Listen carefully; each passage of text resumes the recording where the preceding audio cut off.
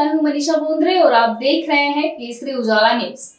राष्ट्रसंत तुकडोजी महाराज विश्वविद्यालय किसी न किसी कारण से चर्चा में बना रहता है। एक बार फिर विश्वविद्यालय चर्चा में आ गया है, जिसमें दो शख्स आंध्र प्रदेश राज्य के हैदराबाद से नागपुर के राष्ट्रसंत तुकडोजी महाराज विश्वविद्यालय में फर्जी डिग्री लेकर पहुंचे थे।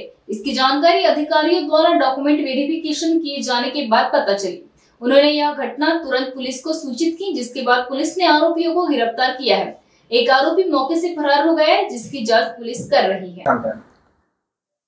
राष्ट्रसंत तुकडोजी महाराज नागपूर विद्यापीठामध्ये काल दिनांक 8/8/2024 रोजी दुपारी 3 वाजताच्या सुमारास दोन अनोळखी इसम त्यांच्याकडे काही डिग्रीचे कागदपत्र आणि काही मार्कलिस्ट घेऊन विद्यापीठाचे जे परीक्षा मंडळ आहे त्या ठिकाणी जाऊन त्यांनी ते तपासणी करता व्हेरिफिकेशन करता डॉक्युमेंट सादर केले।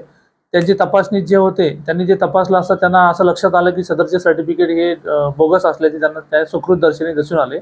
त्यामुळे त्यांनी ते परीक्षा मंडळाचे जे अधिकारी होते त्यांच्या समक्ष ते घेऊन गेले। त्यांनी त्यांना व्हेरीफाय केलं आणि त्यांना त्यांच्या विद्यापीठाच्या डॉक्युमेंट्सशी कंपेअर करून चेक केलं असता सदरची डिग्री ही बॅचलर ऑफ इंजिनिअरिंगच्या कॉम्प्युटर सायन्सची 2016 सालाची डिग्री होती आणि त्याच्यासोबतच इतर काही मार्कलिस्ट होते। ते सदरचे संपूर्ण कागदपत्र हे विद्यापीठाचा लोगो वापरून बनावट सिग्नेचर मारून डिजिटल सिग्नेचर वापरून बनावट रित्या तयार करून त्याचा वापरासाठी कुठेतरी केला असा अशी माहिती मिळाली आणि त्यांनी तात्काळ ही माहिती पोलिसांना दिली।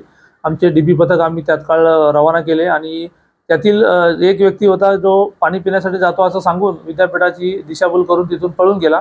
पण एक व्यक्ती विद्यापीठाच्या सिक्युरिटी गार्डने त्याला ताब्यात घेतलं। पोलिसांनी त्याला तात्काळ पोलीस स्टेशनला आणलं। आम्ही चौकशी केली असता आणि विद्यापीठाचे जे परीक्षा मंडळाचे प्रमुख आहेत त्यांची आम्ही तक्रार घेऊन पोलीस स्टेशन अंबाझरी येथे अपराध नंबर 497 2024 कलम 318(4) कलम 336(2) कलम 338 336(3) 340(2) 339 व कलम 35 भारतीय न्याय संहिता अंतर्गत आम्ही अपराध रजिस्टर केलेला आहे। आणि यामध्ये एक आरोपी रमण कुमार सीतारामलू बंगारू वय 40 वर्ष राहणार पुत्रुवारी तोटा मार्ग 5वी लाईन गुंटूर 1 टाउन आंध्र प्रदेश राज्य असं हे आरोपीचं नाव आहे।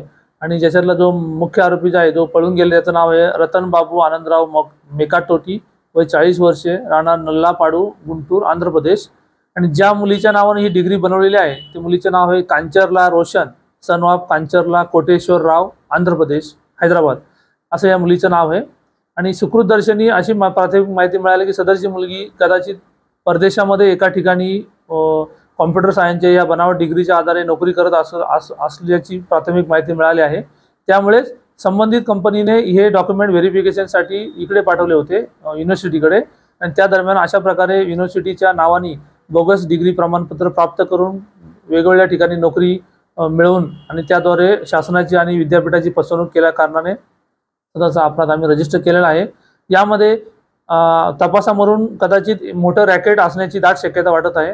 आम्ही त्या दृष्टीने आमची टीम अत्यंत सखोलपणे तपास करून यातील जे मुख्य आरोपी आहेत त्यांना आम्ही तातडीने लवकरात लवकर अटक करून पुढील कारवाई करण्याची आम्ही तजवीज ठेवत आहोत।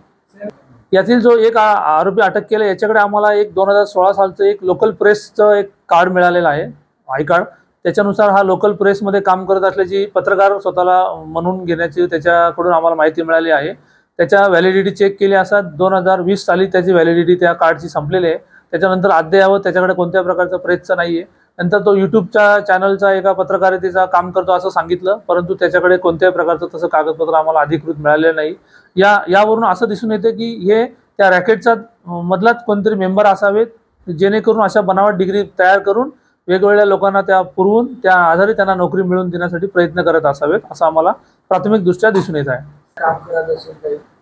याबद्दल जो मुख्य आरोपी आहे यातील जो अटक आरोपी याच्याकडून तशा प्रकारची माहिती आम्हाला अजून मिळाली नाही, परंतु आता आम्ही मान्य न्यायालयासमक्ष हजर करून PCR दरम्यान पोलीस कस्टडी दरम्यान त्याच्याकडे अधिक चौकशी करून या अजून किती लोकांना अशा प्रकारच्या डिग्र्या पुरवल्यात का, त्यामागे कोण कोण याच्यामध्ये सामील आहोत, त्यांचं कोणतं रॅकेट सामील आहे याचा तपास करून आम्ही लवकरच त्याची माहिती आपल्याला देऊ।